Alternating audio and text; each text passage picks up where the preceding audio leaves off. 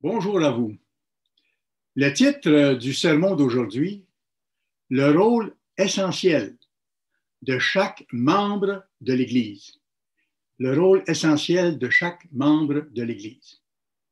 Vous savez, pour certaines personnes dans l'Église, ils se demandent quel est leur rôle exactement. Et ils s'imaginent, malheureusement à tort, comme on va voir aujourd'hui, que leur rôle n'est pas très important, qu'il n'est pas de première importance, alors qu'il est de première importance. Et ils s'imaginent que leur rôle n'a pas beaucoup d'impact. Et nous allons voir aujourd'hui que le rôle de chacun, jeune, vieux, éloigné, proche, a un rôle important. Ces gens-là qui se demandent si leur rôle est important se disent parfois « Oh, je suis jeune » ou « Je suis malade »,« Je suis vieille »,« Je suis vieux », je suis isolé, ma vie est très limitée, j'ai peu de moyens. Les gens emploient ces arguments-là pour penser que leur rôle n'est pas important. Mais ils ont besoin de comprendre des choses majeures en ce qui concerne pourquoi Dieu nous a appelés et justement ce que nous devons faire, et pour arriver au but et pour soutenir l'œuvre. Sachez d'abord que pour Dieu, chaque appelé, chaque membre de l'Église est important au même degré. Quels que soient ses talents, quelle que soit sa condition, quel que soit son âge, quel que soit son état de santé ou sa condition économique, absolument. Tous ceux qui sont à l'Église, membres ou ministres, sont d'égale importance pour Dieu. J'ajoute ceci parce qu'aux yeux de Dieu, ces ministres ne sont pas plus importants que les membres qu'on dit laïcs de l'Église, qui n'ont pas été ordonnés pour prêcher. Ces hommes-là, il ne faut pas oublier, ils sont d'abord membres de l'Église eux-mêmes et ils ont le même rôle que les membres à jouer tout au long de leur vie. Et s'ils diminuent d'accomplir ce rôle-là, ils atrophient leur capacité de faire leur travail comme il faut. Ils sont d'abord membres de l'Église de Dieu. Sauf qu'en plus d'être membres de l'Église de Dieu et de devoir réaliser ces devoirs-là, ils ont l'obligation de prêcher l'Évangile. Et ce qui n'est pas peu de choses, ils vont devoir en rendre compte, la façon dont ils font. Alors voyez-vous, c'est une charge additionnelle qu'ils ont, parce qu'ils doivent être plus grands serviteurs pour le moment. Dieu ne fait pas de favoritisme. Absolument pas. Chaque membre est important et chacun a un rôle essentiel à jouer. C'est le titre de mon message. Chacun des membres. Allons voir dans 1 Corinthiens chapitre 12, s'il vous plaît. On a ici dans la bouche de Paul la description de ce qu'est le corps du Christ, l'Église. Et Paul nous décrit très clairement que chaque membre est aussi important que tous les autres membres et que son activité, son rôle, ses responsabilités, s'il les accomplit, contribuent au succès de toute l'Église, au succès de toute l'œuvre. Regardez comment c'est beau.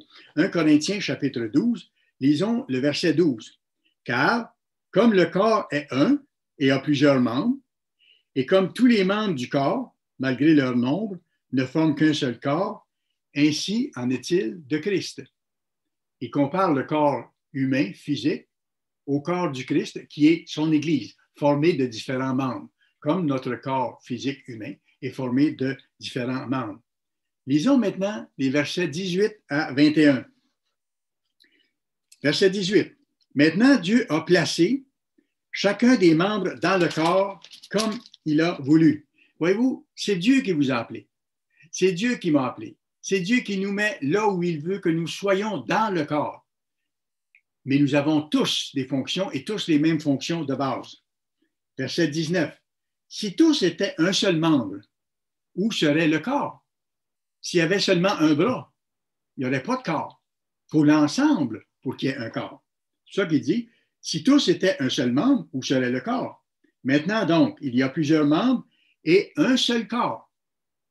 Et regardez, il précise au verset 21, l'œil ne peut pas dire à la main, je n'ai pas besoin de toi. C'est vrai. Et il va plus loin, il dit, ni la tête dire aux pieds, je n'ai pas besoin de vous. Parce que si la tête décide d'aller quelque part, mais que les pieds n'obéissent pas, comprenez-vous que le corps n'est pas fonctionnel. Ça n'a pas aucun sens.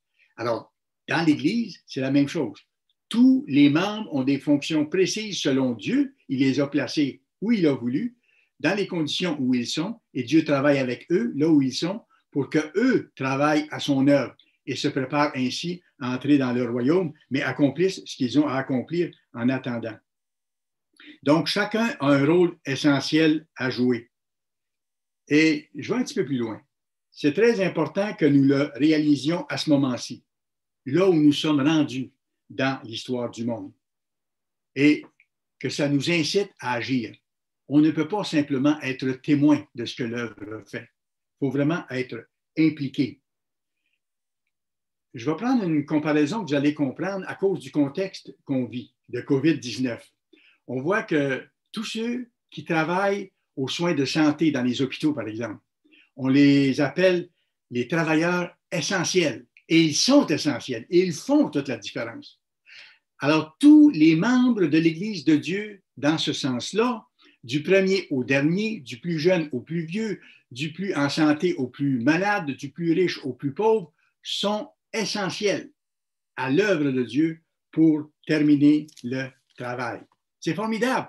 C'est important qu'on voit, je pense, cette analogie parce que ça nous montre à ce moment-là vraiment que chacun est important, où qu'il soit, dans quelques circonstances qu'il vive.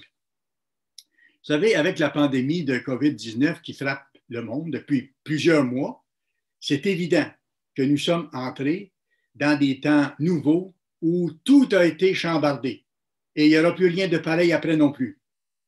Dieu a commencé avec ça à ébranler des nations de toute la terre pour attirer leur attention. C'est lui le gouverneur de l'univers. Et là, il est en train de passer à d'autres étapes de son plan. Mais pour nous, les membres qui forment son tout petit troupeau, ces événements-là, c'est un rappel de l'urgence des temps où nous vivons et du besoin de prendre pleinement conscience du but de notre appel et de ce que nous devons faire pour nous préparer à ce qui vient et nous préparer à traverser les temps plus difficiles encore qui approchent et qui sont annoncés. Et si nous sommes proches de Dieu, selon sa promesse, nous allons pouvoir traverser ces temps-là, avoir cette paix d'esprit malgré la turbulence autour. Le message que je vous donne aujourd'hui m'a été inspiré par un très puissant article qui a été écrit dans le Living Church News de novembre-décembre 2020 par M. Wallace Smith et qui a pour titre « We have a mission ». Nous avons une mission. Voyez-vous, Dieu nous a appelés chacun, individuellement, pour faire partie du corps du Christ, de cet ensemble qui a un travail à accomplir. Et en bout de ligne, il veut que nous héritions de toutes choses, que nous recevions la vie éternelle et que nous héritions de toutes choses. Par contre, il y a une précision que je veux faire tout de suite. C'est que Dieu ne nous a pas d'abord appelés pour que nous soyons sauvés. Je précise, je répète, Dieu ne nous a pas d'abord appelés pour que chacun de nous soit sauvé. En bout de ligne, nous le serons si nous faisons ce que nous avons à faire. Mais ce n'est pas son but en appelant quelques-uns maintenant. Sans ça, il serait injuste envers les autres autour. Il nous a appelés, nous, à cette époque-ci de l'histoire humaine, pour que nous accomplissions son œuvre, tous dans l'Église, tous les membres de l'Église, y compris. Il a appelé chacun individuellement pour nous confier une mission de première importance, celle de soutenir son œuvre qui consiste à quoi? Annoncer l'Évangile au monde entier. C'est marqué dans Matthieu 24 que cette bonne nouvelle du royaume de Dieu sera prêchée dans le monde entier, pas pour convertir les gens, mais pour servir de témoignage. Alors viendra la fin. Maintenant, je reviens à ça. Dieu ne m'a pas appelé pour être sauvé, premièrement. Dieu m'a appelé pour faire un travail. Dieu vous a appelé pour faire un travail dans l'œuvre et pour vous préparer à servir dans le monde de demain. Et moi, je me rappelle un exemple formidable que M. Apartian nous avait donné à ce sujet-là, pour nous aider à comprendre notre rôle, du fait que Dieu ne nous a pas appelés pour être sauvés, mais il nous a appelés pour faire un travail.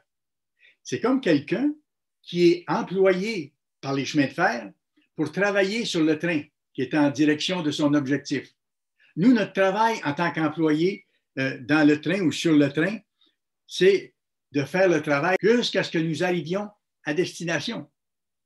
Si nous ne faisons pas notre travail, Dieu ne permettra pas qu'on arrive à destination. Mais si nous faisons notre travail, le premier but pour lequel nous sommes appelés, en faisant ça, nous allons atteindre l'objectif. Voyez-vous, Dieu a en tête que nous soyons sauvés, mais ce n'est pas pour cette raison, d'abord, qu'il nous a appelés.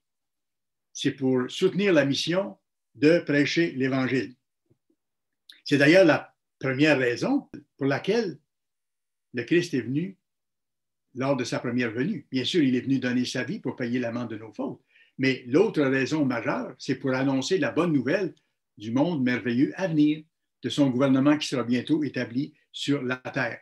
Et c'est d'ailleurs pour ça aussi qu'il a établi une Église, en lui confiant cette même mission de continuer le travail que lui avait si puissamment commencé d'annoncer l'Évangile.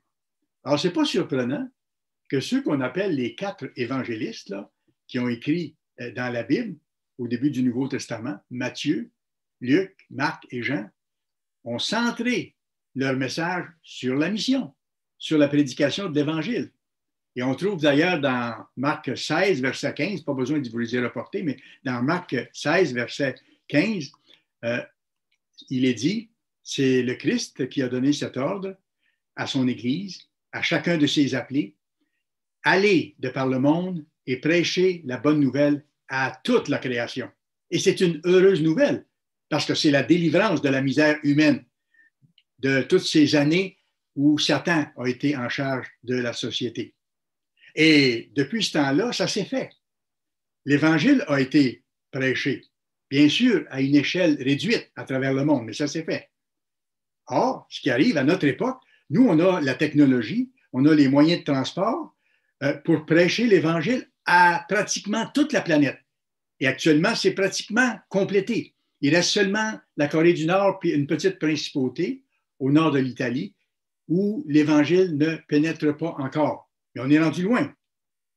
Et ce n'est pas fini, parce que la plus grosse partie de l'annonce de l'Évangile, vous le savez, va être faite par les 2 hommes, les 2 témoins que Dieu va désigner et qui vont être à Jérusalem pendant les 3 dernières années et demie, juste avant le retour de Christ. Dieu va leur donner la puissance de faire des miracles extraordinaires pour étayer leur message et pour montrer que ce sont vraiment ses serviteurs. Et ce sera la partie la plus éclatante et la plus efficace, avec une force inouïe, d'annoncer l'Évangile au monde entier. La terre entière sera au courant à ce moment-là. Alors, voyez-vous, annoncer l'Évangile, dans le fond, c'est l'ADN de l'Église. C'est la raison d'être de l'Église. Et ça doit aussi être notre raison d'être, parce que nous sommes membres du corps du Christ. Et nous devons avoir le même objectif, le même zèle que le Christ, le même but, avoir les mêmes priorités. On va aller voir ce qui s'est passé à l'Église, au début de l'Église. Vous savez, l'Église a été fondée par le Christ en l'an 31 de notre ère, quand les disciples étaient réunis dans une salle à Jérusalem et que là, ils ont reçu le Saint-Esprit. Vous connaissez l'histoire. Quel a été le premier don que Dieu a donné à ce moment-là à son Église? Et c'est significatif par rapport à la mission d'annoncer l'Évangile. Le premier don que Dieu a donné à son Église, ça a été le don des langues, de pouvoir parler en d'autres langues. Pourquoi? Pour annoncer l'Évangile. C'est formidable. Et vous irez voir dans Acte 2, verset 4, c'est décrit, ils furent tous remplis du Saint-Esprit et ils se mirent à parler en d'autres langues que la leur. Des langues compréhensibles, mais d'autres langues que la leur. Alors, donc, c'était pour parler. Ça avait rapport avec l'annonce de l'Évangile. Maintenant, je vais plus loin. Quelle a été la première action de l'Église à ce moment-là? Après que les disciples, après que les apôtres originaux ont reçu le don des langues, quelle a été la première action de l'Église? Ça n'a pas été une étude biblique pour les membres. Ils ne sont pas restés dans la salle pour faire une étude biblique ensemble. Ils sont sortis de la salle et ils ont prêché aux gens qui étaient à l'extérieur de la salle, des gens qui n'étaient pas membres du groupe, membres de l'Église à ce moment-là, parce que le temps était venu de commencer à annoncer l'Évangile au monde. Allez dans Marc chapitre 16, s'il vous plaît. Allez dans Marc chapitre 16. Parce que pour appuyer le message que le Christ leur a donné d'annoncer, il leur a dit qu'il allait faire de grands miracles pour prouver qu'ils étaient ses serviteurs et que le message qu'ils annonceraient était bien celui de Dieu. Marc 16, versets 15 à 18. Puis il leur dit, « Allez par tout le monde et prêchez la bonne nouvelle à toute la création. Celui qui croira et qui sera baptisé sera sauvé, mais celui qui ne croira pas sera condamné. Voici les miracles qui accompagneront ceux qui auront cru. En mon nom, ils chasseront les démons, ils parleront de nouvelles langues, ils saisiront des serpents et il ne leur fera aucun mal. Ils imposeront les mains aux malades et les malades seront guéris. » Alors, ça, c'était des miracles publics que le Christ avait annoncés et qui ont eu lieu. Des miracles publics, justement pour identifier ceux qu'il ferait comme étant bel et bien les serviteurs de Dieu, les messagers du Tout-Puissant chargés d'annoncer son message. Bien sûr, au cours de toute l'histoire et encore aujourd'hui, il y a de nombreux autres miracles qui sont faits, que j'appellerais des miracles plus privés, qui ne sont pas des miracles frappants, éclatants aux yeux du monde, mais qui sont des miracles adressés aux membres de l'Église, aux appelés, pour les encourager, pour qu'ils soient guéris ou pour qu'ils aient la force de passer à travers une épreuve, pour que les situations changent, pour les aider de toute façon à arriver au but. Ce sont des miracles qui s'adressent à ce moment-là aux membres de l'Église qui ne sont pas sur la place publique. J'ai donné d'ailleurs un sermon récemment là-dessus appelé « Les miracles ». Les miracles publics éclatants avaient pour but de montrer la puissance de celui qui a établi son œuvre et qui la soutient, et pour montrer aussi l'importance absolue de son message.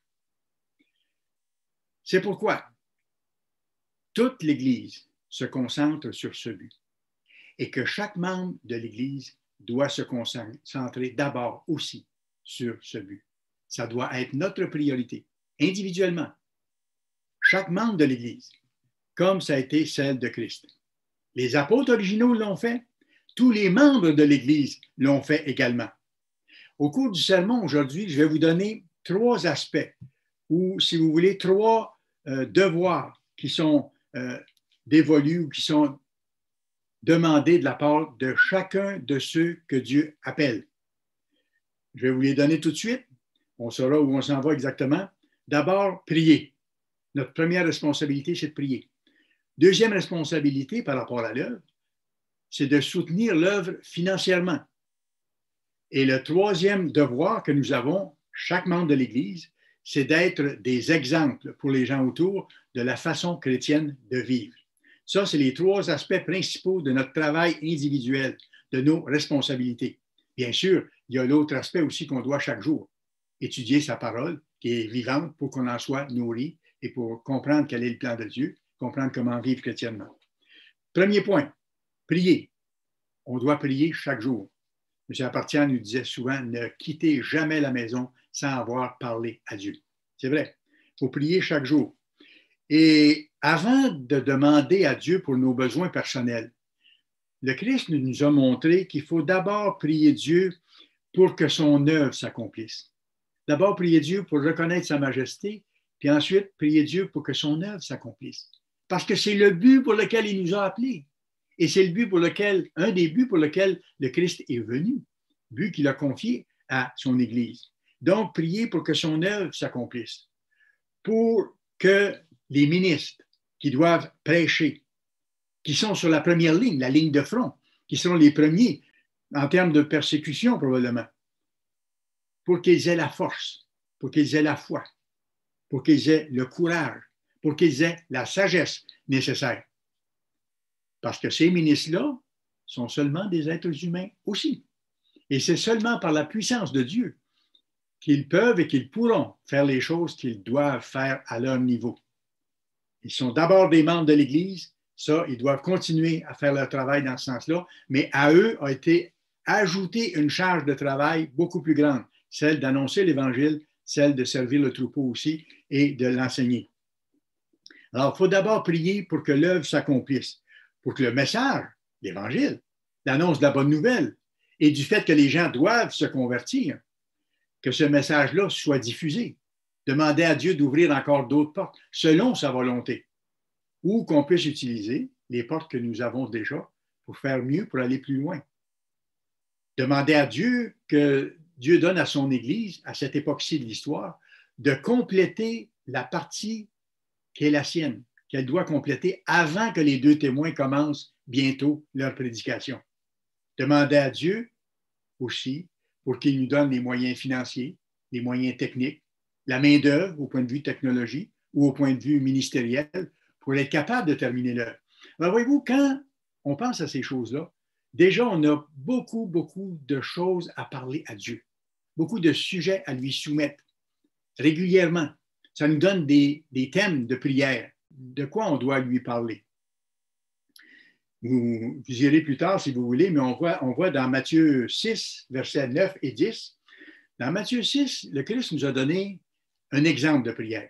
Il a bien pris soin de dire au point de départ, ne répétez pas comme des perroquets les paroles que je vais vous dire là.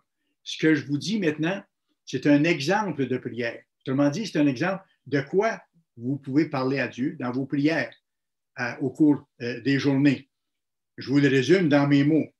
Premièrement, il dit que ton nom soit sanctifié. Première chose. Alors, quand on vient devant Dieu en prière chaque jour, on doit commencer par l'adorer, par reconnaître sa majesté, son autorité et lui dire merci. Merci de m'avoir appelé. Merci de m'avoir révélé la splendeur de ton plan, puis de me donner d'en faire partie. Merci du sacrifice extraordinaire du Christ qui a rendu ça possible. Merci de tes promesses d'aide. Merci de ton amour incommensurable qui dépasse tout ce qu'on pourrait imaginer. Merci de tes interventions pour l'Église, pour moi, pour tel frère, pour telle sœur dans l'Église. Merci de la vérité si précieuse que tu continues de nous donner à approfondir. Merci pour le monde de demain qui approche. Voyez-vous, on commence nos prières comme ça, par toute une série de merci. Et ça nous met dans la bonne perspective que nous sommes rien, que Dieu est l'autorité suprême. Il est le Tout-Puissant. Et ça, c'est encourageant qu'on se voit dans cette perspective-là. Alors, c'est pour ça que le Christ a commencé par dire, quand vous parlez à Dieu dans vos prières, là, que ton nom soit sanctifié. Donc, reconnaissez-le comme l'autorité suprême, adorez-le, dites-lui merci. Après ça, les deux autres éléments que le Christ nous a dit de parler à Dieu dans nos prières régulièrement, que ton règne vienne, que ta volonté soit faite sur la terre comme au ciel. Ça, c'est directement l'Évangile. Que ton règne vienne, donc que ton gouvernement soit établi sur la terre pour que l'humanité soit libérée. Que ton règne vienne, que le Christ revienne établir ton gouvernement. Que ta volonté soit faite sur la terre comme au ciel. C'est qu'à partir de ce moment-là, sous le Christ et avec lui, nous allons enseigner les nations les vraies lois de Dieu et sa volonté va être faite sur la terre graduellement, de plus en plus. Voilà donc les trois premiers éléments de la prière modèle, si vous voulez, que le Christ nous a enseigné. Et ça concerne directement l'Évangile. Allons à Colossiens chapitre 4. Colossiens chapitre 4, et nous allons lire les versets 2 à 4. Persévérer dans la prière. Oui, la directive qui nous est donnée ici de la part de l'apôtre Paul, c'est que la prière joue un rôle essentiel dans la vie de chacun des appelés.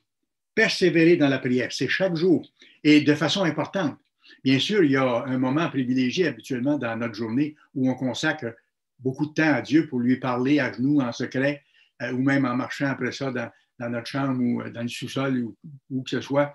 Mais on prend un temps privilégié de la journée. Puis après ça, durant la journée, on peut à tout bout de champ, sans aller se mettre à genoux nécessairement, dans notre bureau ou ailleurs, lui parler, lui demander, lui remercier de certaines choses. Alors, persévérer dans la prière. Veillez-y avec action de grâce. Voyez-vous, on commence par des remerciements. Ça nous situe et ça nous montre, parce qu'on remercie Dieu, qu'il nous a accordé tellement de choses. Et ça nous encourage vis-à-vis celui qui est le même hier, aujourd'hui et éternellement, de savoir qu'il va accomplir ses promesses envers nous, qu'il nous a accordé beaucoup de choses et qu'il va nous en accorder encore. Verset 3. Priez en même temps pour nous. Voyez-vous, c'est l'apôtre Paul qui parle, et pour les dirigeants d'Église, afin que Dieu nous ouvre une porte pour la parole, en sorte que je puisse annoncer le mystère du Christ, pour lequel je suis dans les chaînes. Paul était prisonnier, enchaîné, et il continuait d'annoncer le message de l'Évangile et le faire connaître comme je dois en parler. Et le comme je dois en parler, là, c'est avec force, avec assurance, avec hardiesse. On va voir plus loin. Allez dans Éphésiens chapitre 6, juste quelques pages auparavant. Éphésiens chapitre 6, c'est encore précisé ici. Versets 18 à 20. Faites en tout temps, par l'Esprit, toutes sortes de prières et de supplications. Et le en tout temps, je vous ramène à ça, parce que quand on met en pratique cette façon de faire, ça devient automatique. Plus on le fait. Plus on s'habitue, par exemple, à parler à Dieu à tout bout de champ dans notre tête, ou même à haute voix si on est seul, au cours de la journée, lorsqu'on est en train de faire autre chose, soit pour le remercier, pour lui demander sa sagesse, ou pour lui demander une bénédiction sur un tel dont on sait les besoins, ça devient une habitude et on est en rapport direct avec lui. Et parce qu'on est en rapport direct avec lui, en sa présence, son esprit nous fortifie. Alors il dit, faites en tout temps par l'esprit toutes sortes de prières et de supplications. Veillez à cela avec une entière persévérance et priez pour tous les saints. En même temps qu'on prie Dieu pour l'adorer, pour l'honorer, pour le remercier, en même temps qu'on prie Dieu pour l'œuvre, on prie Dieu pour les autres dans l'œuvre qui sont des appelés comme vous et moi, les membres de l'Église. On prie pour eux, pour leurs besoins. Et quand on fait ça, ça dynamise la famille, ça rapproche la famille, ça rapproche les enfants de Dieu, de leur Père et les uns des autres. Priez pour moi, afin qu'il me soit donné, quand j'ouvre la bouche, de faire connaître hardiment et librement.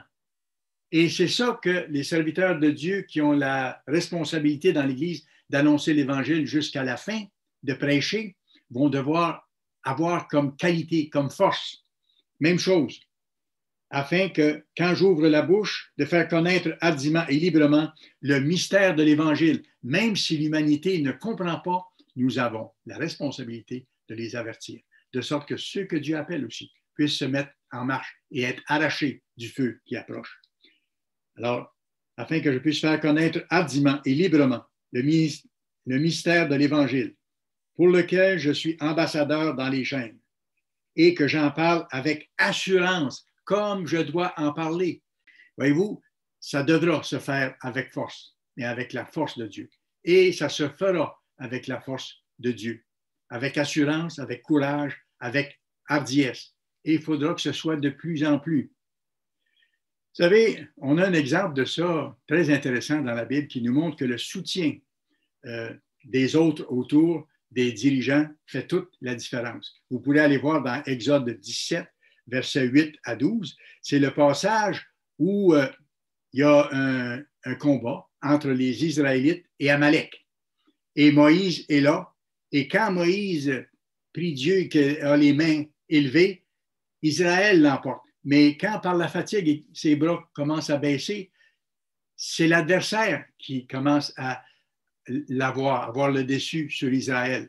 Et là, ce qui est arrivé, et c'est ça qui nous donne un bon exemple, c'est que Aaron et Hur ont apporté une pierre sur laquelle Moïse s'est assis et ils ont soutenu ses bras, de sorte que ses bras sont restés élevés, même s'il était fatigué, en position de prière. Et à ce moment-là, Israël a eu la victoire.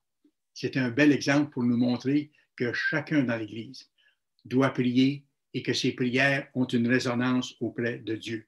La prière de chacun des membres de l'Église fait toute la différence. Dieu répond. Et comme je vous dis, en plus, ça crée l'unité dans la famille de Dieu.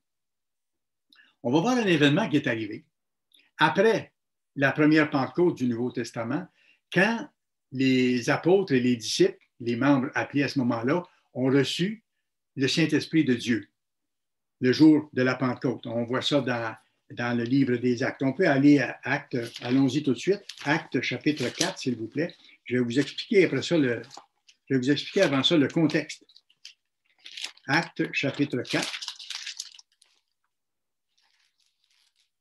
Actes chapitre 4. Le contexte est celui-ci. Tout de suite après la Pentecôte, l'apôtre Jean et l'apôtre Pierre se sont rendus au temple. Et là, il y avait un mendiant qui était là, qui ne pouvait pas marcher, qui était infirme depuis sa jeunesse. Et ce qui est arrivé, on voit par les textes, vous pourrez lire à partir du chapitre 3 du livre des Actes, Pierre l'a guéri. Et ça a attiré l'attention des foules autour. Mais ça a attiré la persécution. Et quand il y a des miracles frappants comme ça, faits par l'Église, ça attire inévitablement toujours la persécution. Et les apôtres, à ce moment-là, qui avaient effectué ce miracle-là, ont été arrêtés. Les autorités de l'époque leur ont défendu de prêcher au nom du Christ, les ont menacés, les ont même mis en prison. Mais quand ils ont été libérés, qu'est-ce qu'ils ont fait?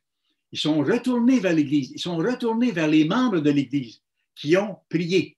Regardez, Acte 4, verset 29. Acte 4, verset 29.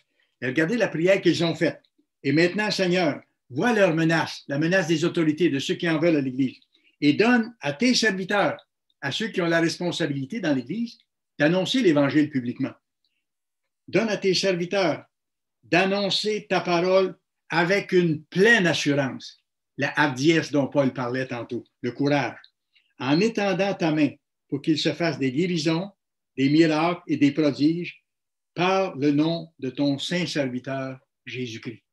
Autrement dit, les membres de l'Église et ceux qui étaient là, les autres apôtres qui étaient là, ont demandé à Dieu de donner à ces apôtres qui avaient la mission d'annoncer l'Évangile publiquement, d'avoir la hardiesse, l'assurance, la force, la foi nécessaire pour aller de l'avant. Regardez, qu'est-ce qui s'est passé? Verset 31. Quand ils eurent prié, Dieu entend les prières et il répond en son temps, de la bonne façon, comme il va faire bientôt, lorsque l'Évangile sera prêché avec plus de force et plus d'éclat dans le monde. Dieu va intervenir. Quand ils eurent prié, le lieu où ils étaient assemblés trembla. Ils furent tous remplis du Saint-Esprit. Ils l'étaient déjà parce que c'était après la Pentecôte, mais Dieu leur a ajouté du Saint-Esprit encore davantage.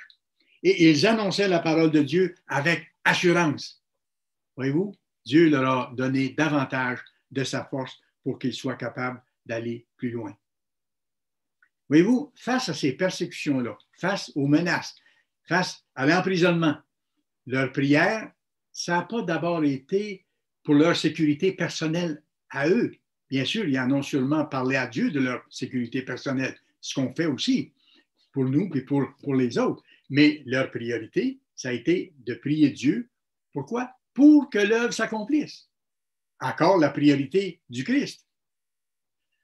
La passion du Christ, sa priorité, ce qui le passionnait et ce qui le passionne encore, ça doit être l'annonce de l'Évangile, ça doit être de terminer l'œuvre. Et on doit avoir cette même passion. Et cette passion-là du Christ, pour que l'œuvre s'achève, il l'a mentionné dans Jean 4, 34, vous irez voir plus tard, Jean 4, 34, il est écrit ceci, c'est une déclaration du Christ. Ma nourriture, autrement dit, ce qui me fait vivre, ma motivation, ma nourriture est de faire la volonté de celui qui m'a envoyé et d'accomplir son œuvre. Et accomplir son œuvre, c'est annoncer l'Évangile pour que l'œuvre se termine. Rappelez-vous que le Christ, il est la tête de l'Église. Il est la tête du corps.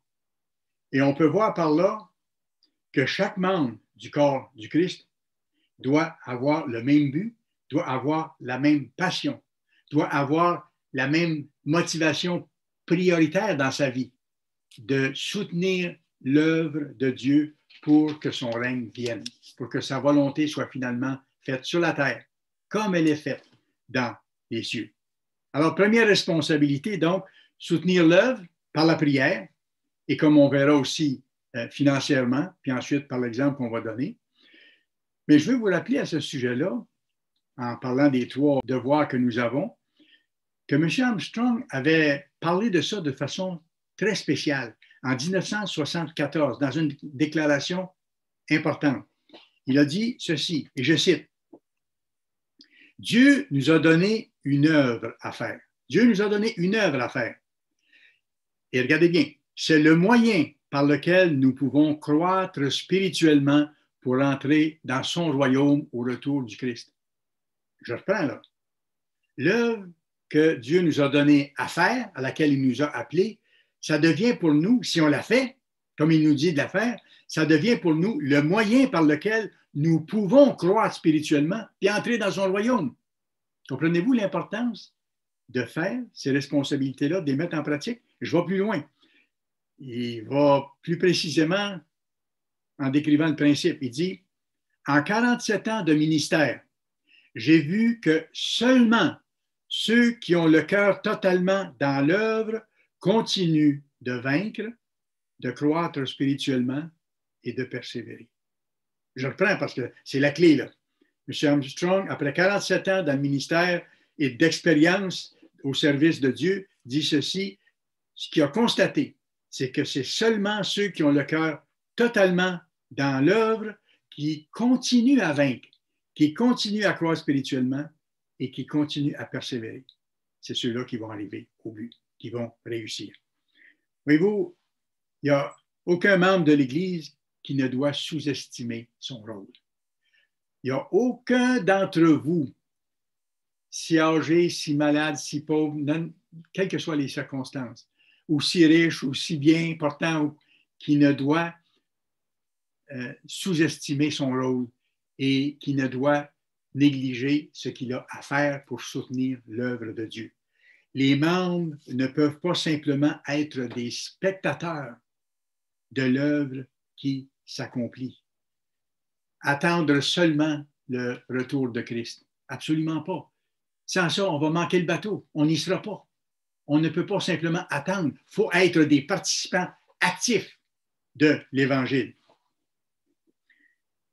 C'est pour ça que Paul dit aussi dans Philippiens 2, verset 5, vous pourrez aller voir plus tard, « Ayez en vous les sentiments qui étaient en Jésus-Christ. » Et on voit par la Bible que les sentiments qui étaient en Jésus-Christ, c'était d'annoncer l'Évangile, de réaliser les étapes du plan de Dieu. Il a donné sa vie ensuite pour ça. Et que tout ça arrive à terme au bon moment et que ceux qui l'appellent fassent le travail, arrivent au salut en bout de ligne eux-mêmes, mais qu'entre-temps, ils fassent le travail de soutenir l'œuvre. Voyez-vous, si ma nourriture, si ce qui me fait vivre, ce n'est pas de faire l'œuvre de Dieu, comprenez-vous que je m'affaiblis. Si ma nourriture, si je ne me nourris pas de faire l'œuvre de Dieu, si ce n'est pas une priorité pour moi, je m'affaiblis. Et en tant que membre de l'Église de Dieu, j'affaiblis le corps de Christ. J'affaiblis l'Église. C'est sérieux. C'est pour ça que je vous donne le message aujourd'hui, pour qu'on réalise qu'on est dans une situation d'urgence et qu'on ne peut pas jouer à l'Église. Si Dieu nous a appelés, c'est un privilège extraordinaire, mais c'est en même temps une responsabilité encore plus grande, parce que ce n'est pas par favoritisme qu'il nous a appelés, parce qu'il nous a confié un travail qui est exigeant.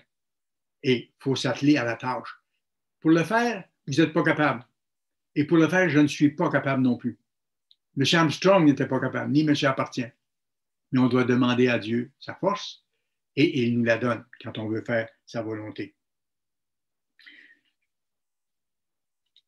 Comment est-ce qu'on annonce l'Évangile? Par les sermons, par nos publications, par les articles, par les conférences, par les émissions de télévision. Ça, c'est ce qui paraît dans le monde, là. C'est l'annonce de l'Évangile au monde, tel que marqué dans Matthieu 24, verset 14. Mais en même temps, si on regarde la situation, si on prend une radiographie, ça, c'est seulement la pointe de l'iceberg de l'Église. La grande partie de l'iceberg, c'est en dessous.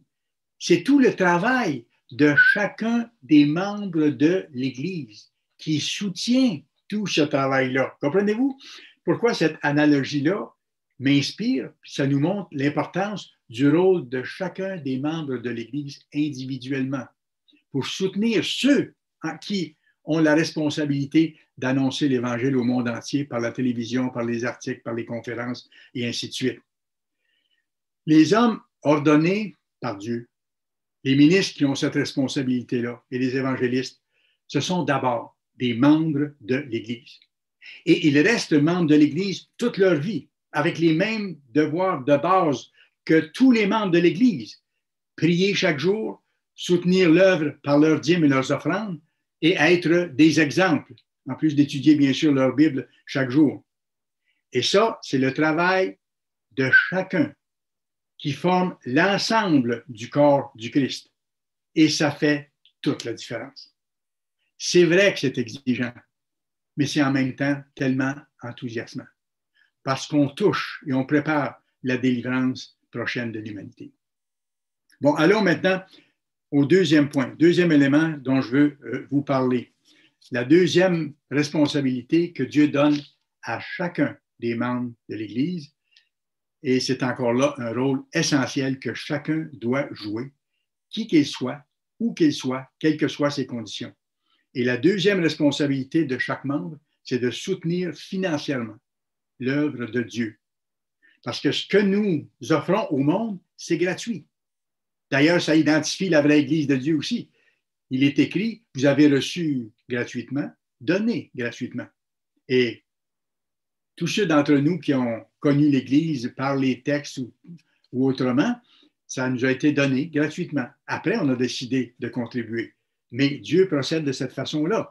Et Dieu met sur les épaules de chacun des appelés de soutenir l'œuvre financièrement. Comment? Par les dîmes et les offrandes. Les dîmes, c'est quoi? C'est 10% de notre revenu net de travail, 10% de notre salaire net issu de notre travail, plus 10% pour ceux qui ont des placements, 10% des intérêts que nous pouvons en tirer. Ça, ce sont les dîmes. Après ça, il y a les offrandes. Il y a des gens qui ne peuvent pas donner de dîmes parce qu'ils ne travaillent pas. Ils sont simplement sur leur pension de vieillesse ou sur une petite pension du gouvernement. Ils peuvent faire des offrandes, mais ils n'ont pas de dîmes comme telles à verser. Mais tout le monde doit donner des offrandes. Et les offrandes, c'est quand? C'est à chaque fête de Dieu, comme c'est marqué dans sa Bible. Et c'est aussi à d'autres moments de l'année, selon qu'on veut le faire, selon nos situations et nos moyens. Et c'est frappant de voir comment dans l'Église, il y a des gens qui ont très peu et qui se font même un devoir de mettre de côté petit à petit des petites sommes qu'ils envoient à l'Église pour soutenir l'œuvre de Dieu et pour avoir de l'argent à donner au moment des fêtes. Ça, c'est des gens qui me rappellent la petite veuve dont le Christ a parlé. Il dit, cette petite veuve-là qui a mis dans le tronc au temple quelques petites pièces, presque rien, a donné plus que d'autres qui avaient donné de gros montants. Parce que en proportion, c'était encore plus. Et peut-être que son attitude était même meilleure.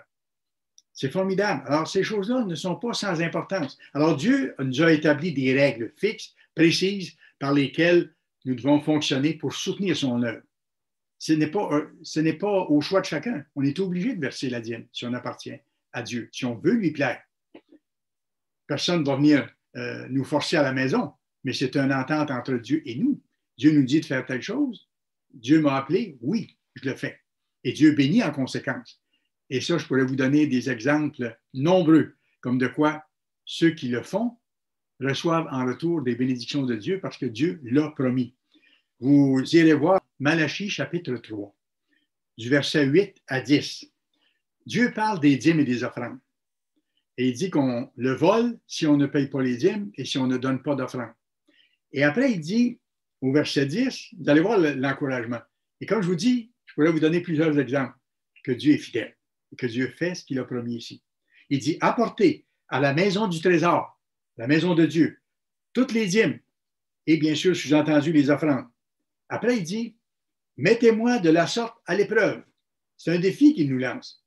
Et vous verrez, si je n'ouvre pas sur vous les écluses des cieux, et si je ne répands pas sur vous la bénédiction en abondance. Une promesse extraordinaire de Dieu et infaillible aussi. Comme je vous dis, il y a de nombreux exemples de ça, et plusieurs d'entre vous, vous en avez été les bénéficiaires parce que vous avez été fidèles à Dieu, même dans des circonstances difficiles. Quand, à certains moments donnés, vous n'aviez pas l'impression que vous aviez le moyen de payer la dîme, on vous a expliqué que vous n'aviez pas le moyen de ne pas la payer parce que vous vous priviez de l'assistance de Dieu. Dieu ne la donnera peut-être pas le lendemain matin, mais sur un moyen terme et plus loin, Dieu va vous bénir et vous allez voir les résultats.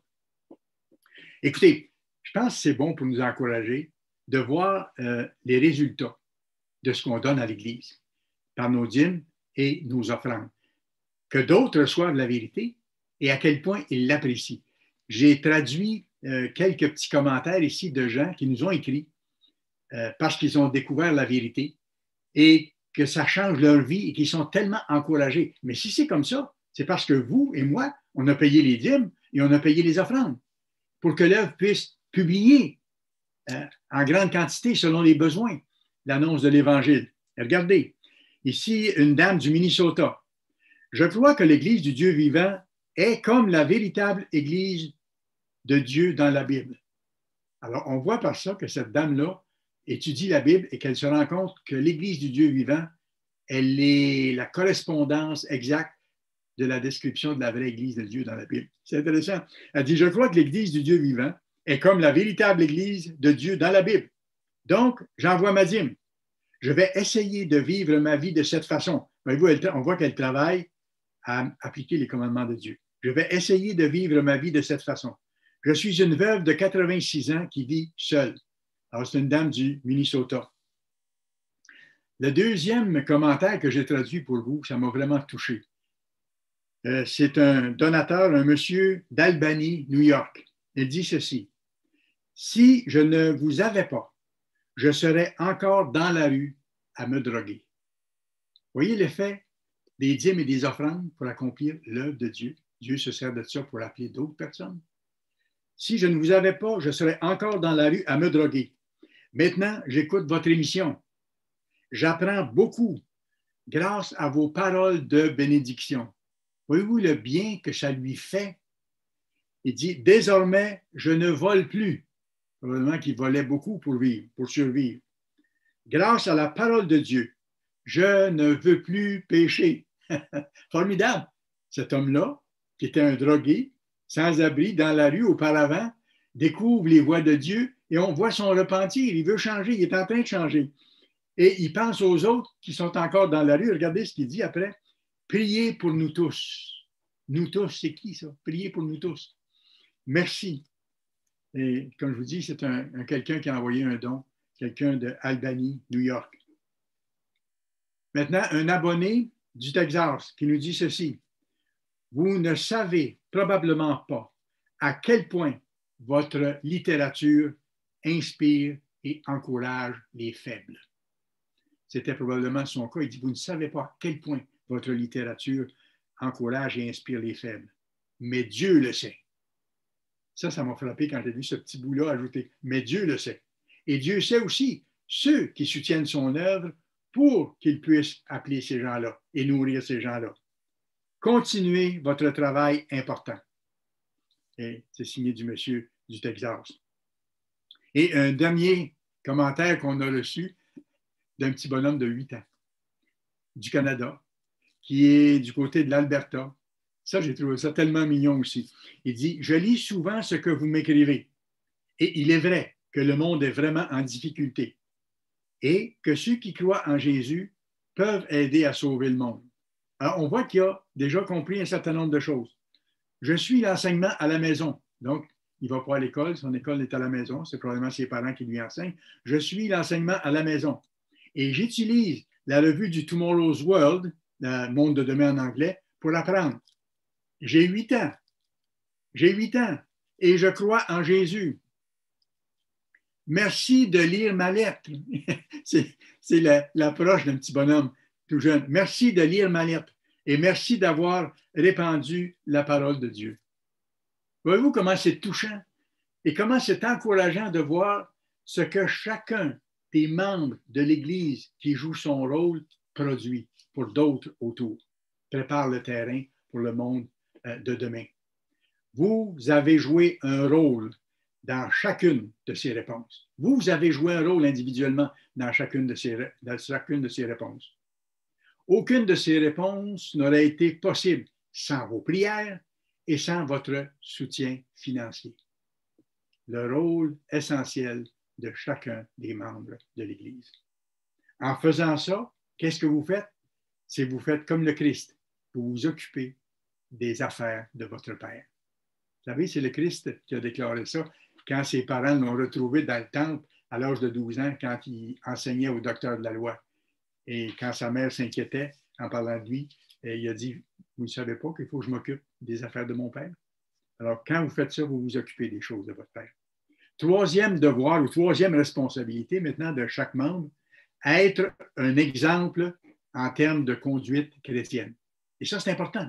C'est notre carte de visite en tant que chrétien.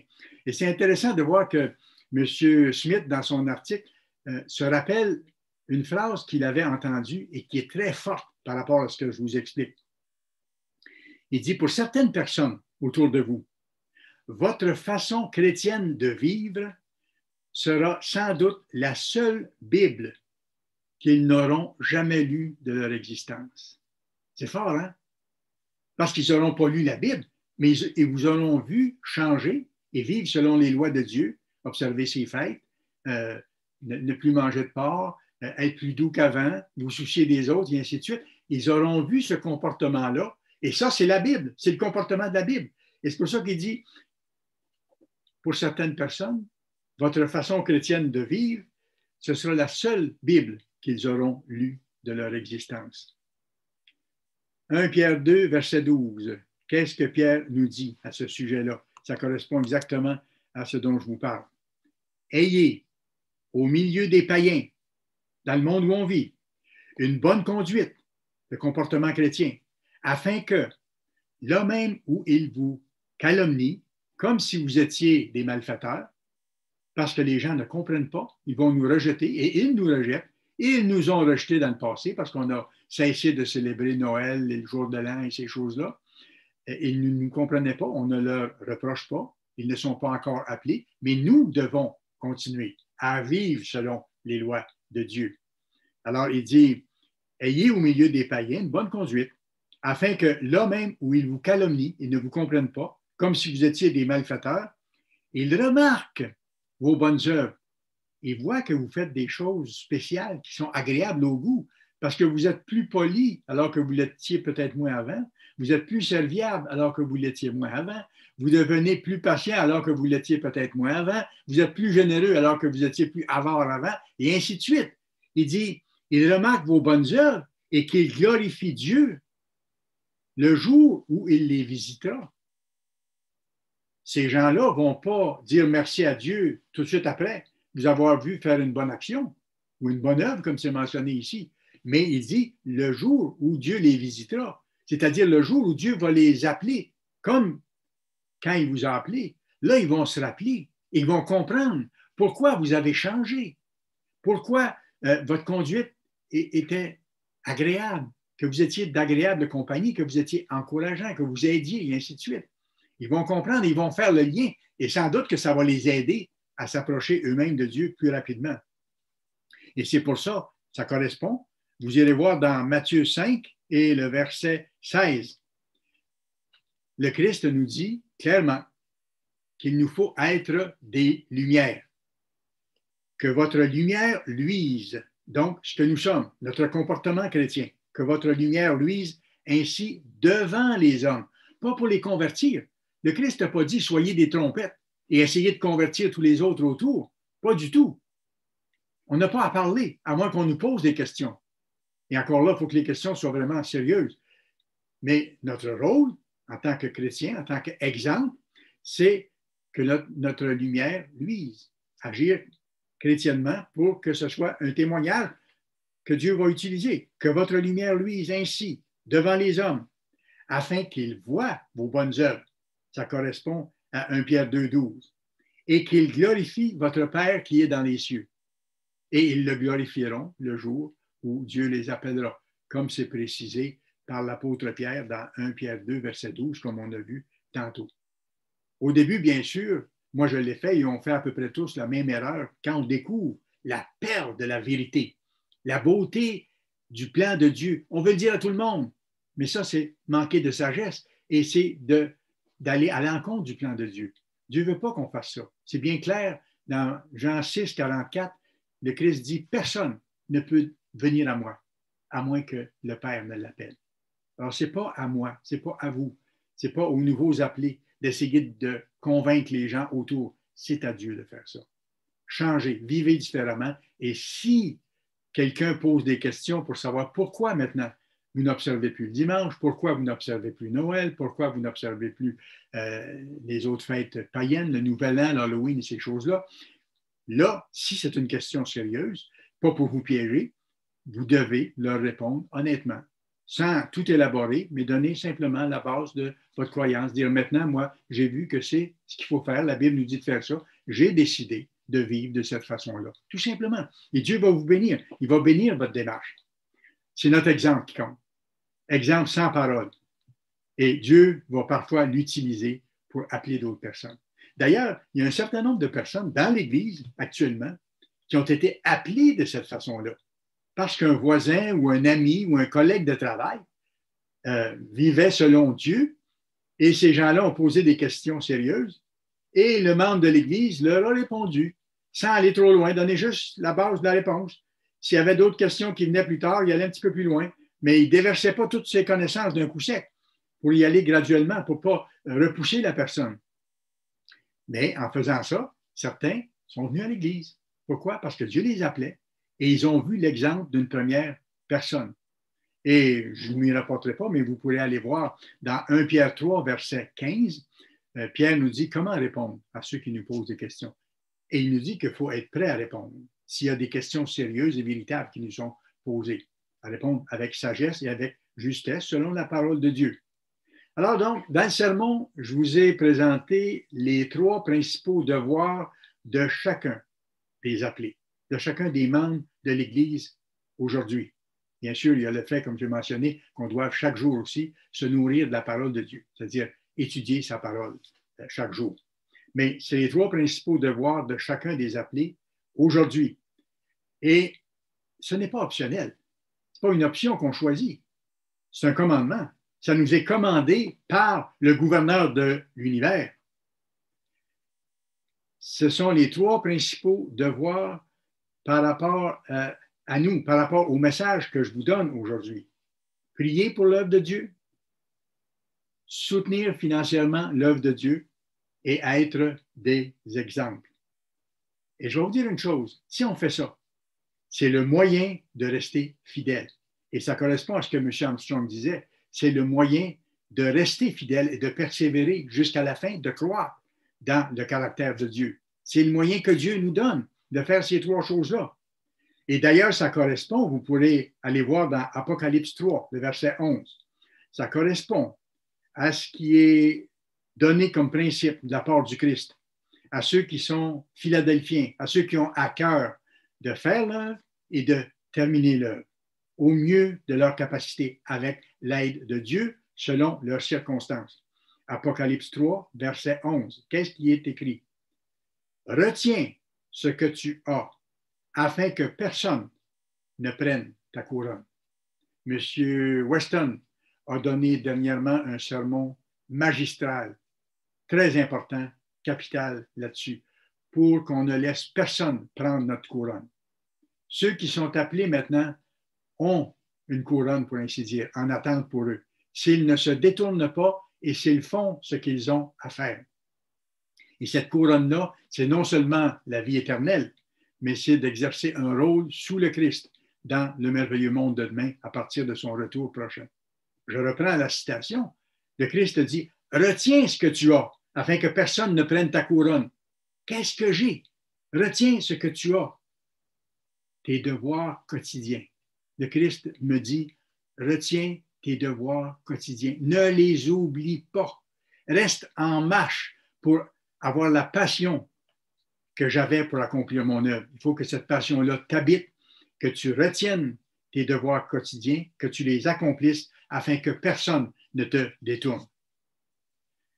Et si vous et moi, en tant qu'appelés, si chacun des membres de l'Église fait ça, il y a une promesse inouïe dans la Bible qui mentionne chacun des membres de l'Église.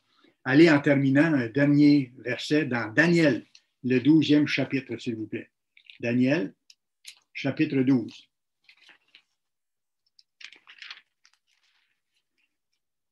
C'est puissant comme conclusion de message, vous allez voir. Daniel, chapitre 12, ce qui attend chacun des appelés, chacun des membres de l'Église, les membres laïcs comme des ministres, il faut que chacun accomplisse sa part de responsabilité, mais regardez ce qui attend chacun de ceux qui seront fidèles dans ces devoirs-là, là, de prier chaque jour, de soutenir financièrement l'œuvre, d'être des exemples et d'étudier aussi la parole de Dieu chaque jour pour la mettre en pratique. Et regardez ce qu'il dit au verset 3, Daniel 12, verset 3. Ceux qui auront été intelligents, et la Bible nous montre, être intelligent, c'est connaître Dieu, c'est faire sa volonté, s'appliquer à faire sa volonté. Ceux qui auront été intelligents brilleront comme la splendeur du ciel. Formidable, c'est ce qui nous attend. Et ceux qui auront enseigné la justice à la multitude brilleront comme les étoiles à toujours et à perpétuité. La vie éternelle dans la gloire, sous la forme glorieuse. Bien sûr, on pourra prendre notre forme humaine au moment du millénaire, du premier millénaire du règne du Christ, pour servir les êtres humains, afin qu'ils nous voient, et ainsi de suite. Mais nous aurons aussi, à partir de notre transformation, au moment du retour de Christ, si nous sommes fidèles, nous aurons une gloire exceptionnelle, une gloire qui sera éternelle.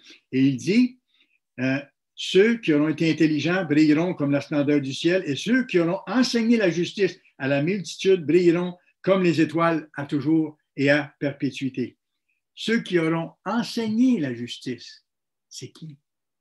C'est chacun des membres individuels de l'Église. Pas seulement les ministres. Il faut que les ministres fassent leurs responsabilités qui leur ont été ajoutées, c'est vrai, mais il faut qu'ils fassent leurs responsabilités de base aussi. Et ça ne leur donne pas d'avantage sur les membres laïcs, absolument pas. On est tous dans le même bateau, vers le même but, sauf que Dieu a donné des responsabilités additionnelles à certains. Mais pour tous les membres de l'Église, jeunes, vieux, riches, pauvres, malades, en santé, quelle que soit votre condition, votre situation, ça s'applique à vous ici. Si vous mettez en pratique les choses que je vous mentionne aujourd'hui, les 3 devoirs principaux et celui d'étudier la Bible aussi, si vous mettez en pratique ces 3 devoirs principaux-là, qu'est-ce que vous faites? Vous soutenez l'œuvre de Dieu. Qu'est-ce que vous faites? C'est que vous enseignez la justice au moment où cette justice de Dieu doit être proclamée à l'intérieur de l'Évangile au monde entier avant le retour du Christ pour changer toute chose. Est-ce que notre appel n'est pas merveilleux? Est-ce que ça ne vaut pas la peine de retenir notre couronne jusqu'au bout avec joie et reconnaissance?